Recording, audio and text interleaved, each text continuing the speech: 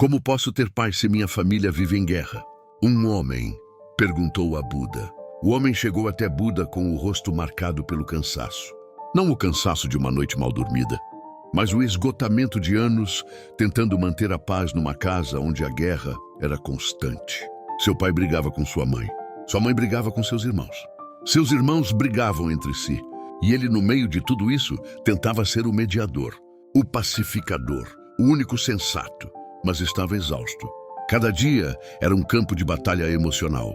E mesmo quando buscava silêncio, as vozes da discórdia ecoavam em sua mente. Com desespero na voz, ele perguntou: Mestre Buda, como posso ter paz se minha família vive em guerra constante? Eu tento meditar, busco tranquilidade, mas é impossível encontrar paz quando volto para casa e encontro o caos. A lição do lago. Buda não respondeu com palavras. Ele se levantou e caminhou até um pequeno lago próximo, fazendo sinal para que o homem o seguisse. O lago estava agitado naquele dia. O vento criava ondas na superfície, tornando a água turva e inquieta. Olhe para este lago, Buda disse. A superfície está agitada, não é? Sim, mestre. Agora olhe mais fundo. Mergulhe seu olhar além da superfície. O que você vê? O homem olhou com atenção e percebeu. Embora a superfície estivesse agitada, nas profundezas do lago, a água estava completamente quieta. No fundo, está calmo, ele disse surpreso. Exatamente, Buda confirmou. O vento agita a superfície, mas as profundezas permanecem intocadas. Sua família é como o vento, pode agitar a superfície da sua vida. Mas você, em essência, é como as profundezas do lago. E as profundezas nunca são perturbadas pelo que acontece na superfície. A falsa responsabilidade. O homem estava intrigado, mas ainda confuso. Mas, mestre, eu vivo com eles. Como posso ignorar o caos ao meu redor? Eu não disse para ignorar, Buda corrigiu gentilmente. Disse para não ser perturbado. Há uma diferença. Ele fez um gesto para que se sentassem. Deixe-me te fazer uma pergunta. Você sente que é sua responsabilidade manter todos em paz? Sim, se eu não tentar, quem vai? A casa toda desmorona. E nos anos que você tentou, quantas vezes conseguiu criar paz duradoura? O homem ficou quieto. A verdade era dolorosa, nenhuma vez. As brigas sempre voltavam. Então você carrega uma responsabilidade que não pode cumprir, Buda observou. E esse fardo impossível está te destruindo. Você está tentando controlar o que não pode ser controlado, os outros. A ilusão do controle. Mas eu não posso simplesmente deixar tudo desmoronar. E o homem protestou. Deixe-me te mostrar algo, Buda disse. Quando você tenta fazer a paz entre eles, o que realmente acontece? O homem pensou. Às vezes eles param de brigar por um momento, mas depois brigam ainda mais. E às vezes ficam irritados comigo por interferir. Exatamente. Você entra no meio da tempestade deles e se torna parte dela. E o que você ganha? Você perde sua paz e não cria paz duradoura neles. Todos perdem. Mas então o que faço? Apenas assisto? Você aprende a distinção mais importante de todas, Buda disse com intensidade. A diferença entre compaixão e sofrimento compartilhado. Entre ajudar e se afogar, tentando salvar outros. Compaixão sem afogamento. Quando você vê alguém se afogando e pula na água sem saber nadar, quantas pessoas se afogam? E Buda perguntou. 2. Exatamente. Compaixão verdadeira não é entrar na água sem saber nadar. É permanecer na margem, calmo e centrado, e então jogar uma corda.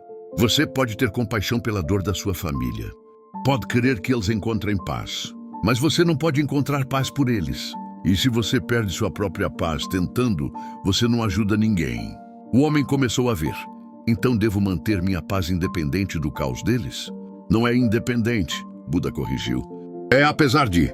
Você reconhece que o caos existe. Não nega, não foge. Mas também não se identifica com ele. Não se afoga nele. A paz que não depende. Deixe-me te explicar algo fundamental, Buda continuou. Você acha que sua paz depende de circunstâncias externas. Se a família está calma, você está em paz. Se está em guerra, você perde a paz. Mas essa não é paz verdadeira. É apenas ausência temporária de conflito externo. Paz verdadeira é aquela que permanece mesmo quando há tempestade ao redor. Como? O homem perguntou. Como posso estar em paz quando há gritos, acusações, portas batendo, entendendo que você não é as circunstâncias? Buda respondeu. Você é aquele que observa as circunstâncias. E o observador nunca é perturbado pelo observado. Assim como a tela não é afetada pelo filme violento que projeta, criando espaço interior. Mas na prática, mestre, quando estou no meio de uma discussão acalorada, como mantenho essa paz? Primeiro, Buda instruiu, você cria espaço. Quando a discussão começa, ao invés de entrar imediatamente, você respira. 3 respirações conscientes. Isso cria um pequeno espaço entre o estímulo externo e sua reação. Segundo, você observa. Existe uma discussão acontecendo. Meu pai está irritado. Minha mãe está magoada. Você nomeia o que está acontecendo sem se tornar parte disso. Terceiro, você sente seu próprio corpo, seus pés no chão, sua respiração, seu corpo presente. Isso te ancora no momento presente, não no drama mental. E quarto, você escolhe. Preciso intervir aqui ou posso deixar que se resolvam sozinhos? Se intervir, posso fazer a partir da calma ou vou apenas adicionar mais combustível ao fogo? A permissão para não salvar. O homem estava absorvendo isso, mas havia resistência. Mas se eu não intervir, eles podem se machucar, dizer coisas terríveis. E se você intervir, você pode impedir isso? E Buda perguntou. Talvez. Às vezes. E outras vezes. Piora. Então você não tem controle real sobre o que fazem, Buda observou. E enquanto você acreditar que tem, você sofrerá cada vez que não conseguir controlá-los. Deixe-me te dar permissão para algo radical. Você pode deixá-los ter suas discussões. Pode permitir que adultos sejam responsáveis por suas próprias escolhas e consequências. Isso não é abandono. É respeito. Respeito pela autonomia deles, pela jornada deles e autopreservação. Reconhecer que você não pode viver a vida deles por eles. O santuário interior. Mas preciso ser prático, Buda acrescentou. Você vive com eles. Não pode simplesmente flutuar acima de tudo. Então vou te ensinar a criar um santuário interior. Um santuário interior? Sim, um espaço dentro de você que permanece intocado. Não importa o que aconteça fora. É como ter um quarto silencioso no meio de uma casa barulhenta. E como crio isso? Através de prática diária, Buda respondeu. Todo dia, não importa o caos. Você separa tempo, mesmo que sejam 10 minutos, para sentar em silêncio, para se reconectar com as profundezas do lago. Esse tempo não é negociável, não é se houver tempo, é prioridade. Porque é onde você se lembra de quem você realmente é, além do papel de filho, de irmão, de pacificador. E gradualmente, esse santuário interior se fortalece, até que você possa acessá-lo mesmo no meio do caos. Mesmo quando há discussão ao seu redor, você pode respirar e tocar aquele lugar de quietude dentro. Limites compassivos. E tem outra coisa importante, Buda disse. Você pode estabelecer limites. Limites? Sim, você pode dizer, com calma e firmeza, eu não vou participar desta discussão. Vocês têm o direito de discutir, mas eu escolho não fazer parte disso e então se retirar.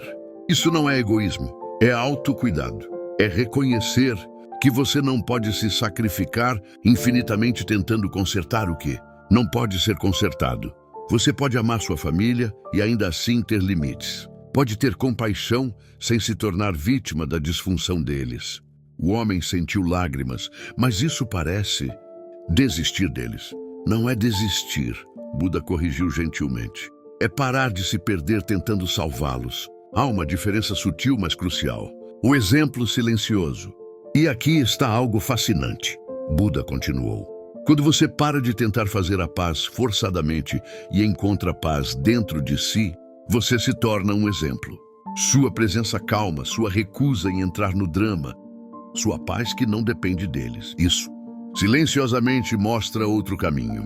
Não através de sermões, não através de mediação forçada, mas através de simplesmente ser diferente. Ser uma ilha de calma no oceano de caos. E às vezes, não sempre, mas às vezes, as pessoas começam a perguntar, Como você permanece tão calmo? Como não se afeta? E então, você pode compartilhar se quiserem ouvir. Mas mesmo que nunca perguntem, você não perdeu, porque você manteve sua paz. E isso já é vitória. Aceitação radical. Mas agora vou te ensinar o mais difícil, Buda disse. E é isso. Aceite que sua família pode nunca mudar. O homem sentiu o estômago apertar. Eles podem brigar pelo resto de suas vidas. Buda continuou. Podem nunca encontrar paz entre si. E você não pode fazer nada sobre isso. Essa é a verdade que você está evitando. Você continua tentando porque acredita que se tentar mais um pouco, mais forte, de forma diferente, eles vão mudar. Mas e se não mudarem?